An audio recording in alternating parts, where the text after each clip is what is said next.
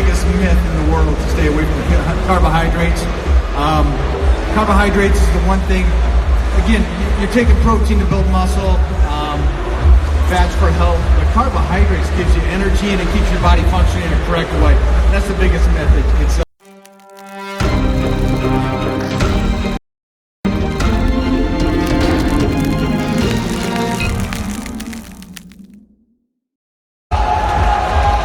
Today I can tell you that I've experienced a lot of great success in bodybuilding, on and off the stage.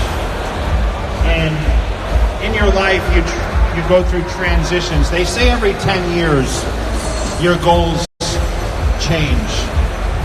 So at 20, I had goals at 30, and then at 40, right? The goals changed. I stepped away from competing at 40. That was 6 years ago. And I've got to travel the world more than I ever had prior to retirement. I did a lot of overseas trips since then, which I did not necessarily do when I was competing because I was so rigid with my routine, with my eating schedule and my training. I didn't want to step too much away from my comfort zone. And I just feel that now I'm giving platforms for people to compete. I promote events. I travel to appearances like this to educate the next generation to do what they do. So I have my fulfillment of the stage, although sometimes I do wake up and I miss it. I'm sure in 2 weeks when I go back and watch the Olympia next weekend and I'm watching the guys up there competing saying, man, you know, I wish I could do that again and have the crowd cheering for me. I don't see myself getting back up there as much as the fans encourage me every single day through social media or through emails or on YouTube. I put on a ton of content still. I'm just really trying to educate now and give people kind of a guideline. If you can follow even a piece of my career. Because I was someone who had never thought, remember I was second to last in my first Mr. Olympia. I was 15 out of 16. I moved up to 8th and then I was second. Before I broke the mold, I won. Like you said, I won 2, I lost. I was the first guy to come back and win the title back. I achieved a lot.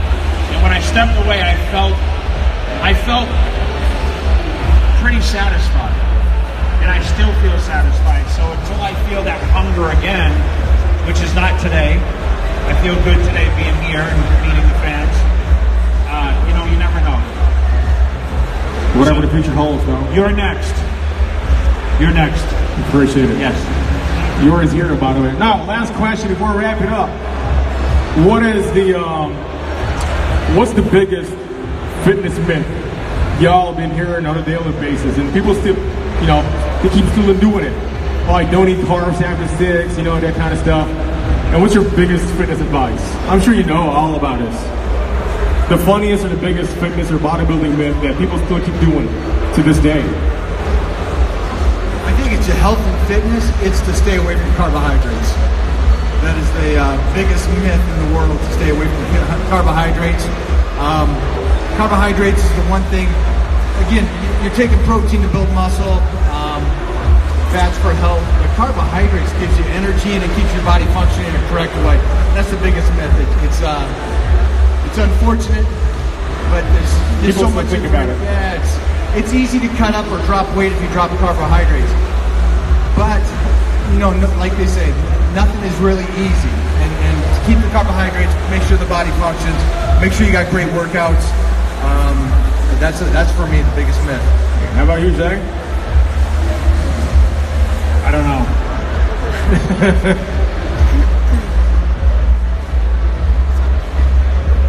I was born and raised in Sweden, and I never experienced hearing this myth since I came to the Middle East, before I came to the Middle East. And one of the biggest myths here in the Middle East is that you're losing your... And that's very, very common that people think that. Really? Yes. Have I lost my gains at all? I don't even have gains. No, that is true, man. It's crazy. I get DMs, hey, should I not have sex because I'll lose my gains? Man, I don't know what kind of life you want to live, but that ain't gonna happen. I had sex backstage a couple times at the Mr. Olympia. Hey, that's the record, right?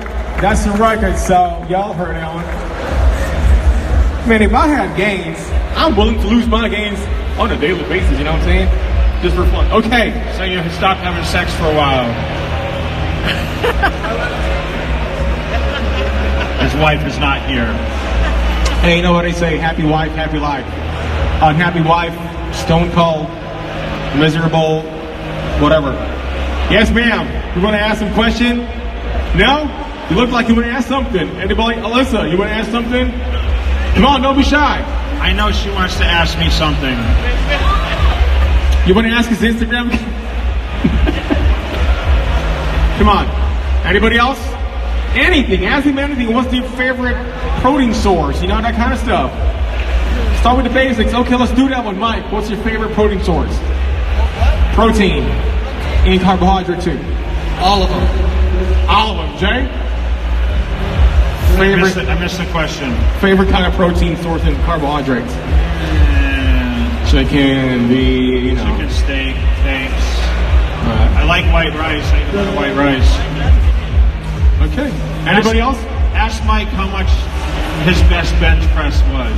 All right. Personal records, baby. Because he's one of these guys that's one of the stronger bodybuilders, I think. And we see him rep bench press over 500 pounds for reps. Still. On an incline. Incline. Do you think an incline bench press is easier than a flat bench, or is it safer? Oh, this is a great question. It's safer, and it's better for us guys and girls. Where most of us are born, we have that genetic lower chest already, and I've never gone through, the magazines and seen an overdeveloped upper chest, but I've seen tons of overdeveloped lower chest, and so that's why I stay with upper. And that's why I still bench over 500 on inclines. And for reps. How many reps? A couple reps, 7 sets of 2. But the main thing is that it's another myth. Another myth is this, that lifting heavy is bad for you. The one thing that I've always done is I've always lifted heavy, but not for the purpose of being the strongest guy or being the most muscular guy. I lift for bone density and connective tissue so I can be healthy. Try to work from the inside out, and I've been able to lift heavy since I was first powerlifting meet at 13, and I'm the one guy that's been at gold to never come in for a light workout. So that's another myth for me and my beliefs of Wolf's Law, which is science about the bone density, how it breaks down and rebuilds stronger. And nobody even thinks about that kind of stuff. Well, it comes down to the tempo that you use, though, correct? The controlled negative. Yeah, I do move the majority of the time through the thing with total control because I don't believe in the idea of momentum. Jerking. And most of the athletes I work with, the MMA fighters or the NFL players, I take away that explosion because they actually don't come from a movement to an explode. They come from a dead stop. And so if you see any of my training, I'll come down to a dead stop and then restart. Now, I won't restart with a pop or a push, but just a flex. And that's how I've been able to stay healthy as well, moving through the exercises. And also the one thing, you take momentum out of anything, you become weak. But then you start building back up from the ground up, and you develop so much more. And if you don't have great mind and muscle connection, it's a great way to go. Okay, so before we move on to the next question, what do you guys think about, like nowadays, there's a trend saying you can't train too much, 45 minutes gets it done.